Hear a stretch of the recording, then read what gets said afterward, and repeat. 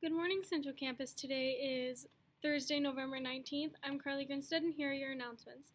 Minot High School ugly Christmas sweater/shirt forms are available in the finance office.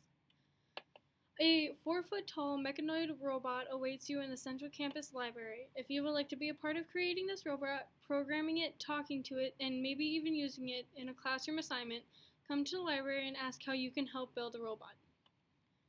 Anyone interested in being a student manager for freshman and sophomore boys basketball should see Mr. Pearson in room 102 as soon as possible. Tomorrow, which is Friday, November 20th, is a library book due date. Please check the date stamped in the back of your books and return or renew books by Friday.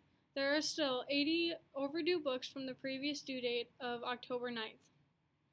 Happy birthday today to Mrs. Rayanne Genre, Brandon Bice, and Alicia Thompson. And those are your Central Campus announcements. Have a good day, but please stay tuned for the following video.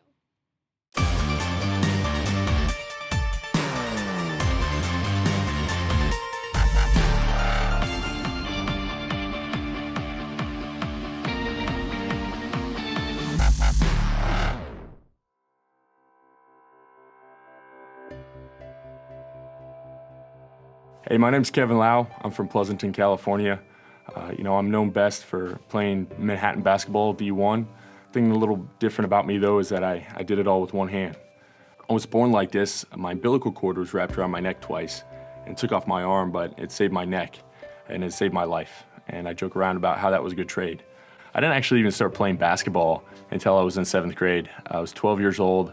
I was 6'4" giant, and I tried out for the team, and the coach cut me. And he said, basketball's a two-handed sport and to try something else. You know what happened? This guy over in a different city heard about me, asked me to come try out for his team. His name was Coach McKnight. He took me on this team with 18 and 19-year-olds who were college-bound. And I just spent the next year of that season getting dunked on by them because they were so much better than me. I was that 12-year-old who couldn't even make his 7th grade team. So what he did is he gave me that first opportunity to succeed in a sport I learned to love. But what really this Coach McKnight did in my life is he looked at me and he looked at my arm and he said, "Why don't you use that?" And I was like, "What are you talking about?" And he's like, "Your nub. Why don't you use that?" What this coach did is he changed my perspective. He changed my outlook on myself and turned me around not only into a great basketball player, but a better person. Going to high school was a terrible experience for me at first. I was both physically and socially awkward. Every day I came home from school and locked myself in the room and just wanted to be away from people, because my experience from people is that they were mean and they were cruel. And, they took away my confidence in myself.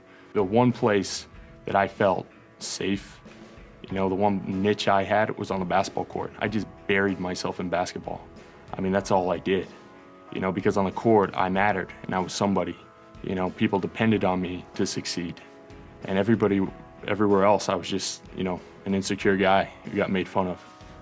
My senior year, I started to really dominate in basketball, and I started to get different scholarship offers, Pepperdine, San Francisco. I finally was starting to excel in a sport that at the beginning I was a laughingstock at. I'm playing in this game, I landed on my leg wrong and broke it. All those scholarship offers, they disappeared. I was that kid again who just wanted to lock myself away in my room and disappear. So I got to a point in life, I broke my leg. I wanted to quit, basketball. I wanted to quit everything. I had no idea what I was doing with myself. And, again, that great mentor in my life, Coach McKnight stepped in and he said, "Kevin, if you quit now, I'm going to kick your butt. You've come way too far and you've affected so many lives and you've become such a great kid." And, I didn't feel it at the time, but it was what I needed to hear in life, to push forward. I ended up going to Fork Union Military Academy in Virginia for a year. It was a decision to go and still chase that dream, still hold on to it. Rather than quitting and giving up, it was the only option I really had. Came a point in Fork Union where I started to get recruited. The school, Cal Poly, this D1 school out in California.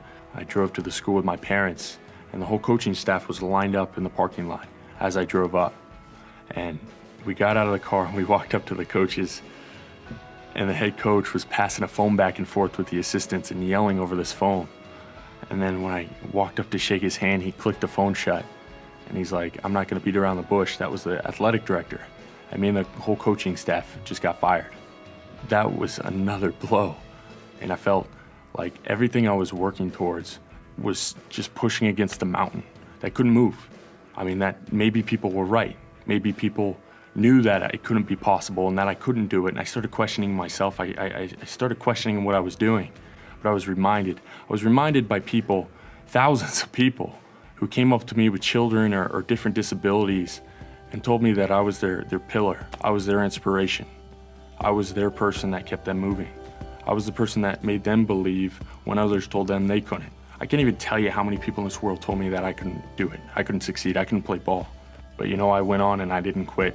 And I got a scholarship, a full ride to D1 school out in Manhattan, and became the first basketball player to play with one hand at that level. You know, today if you gave me two arms, I wouldn't even take it. You know, it became something, a part of me, who I am. We all have those insecurities that hold us back from what we ultimately want to do, our goals and dreams. I was just a basketball player. I'm no different than you, except I'm 6'11" and have one arm. So let me ask you, what's holding you back from achieving your dreams?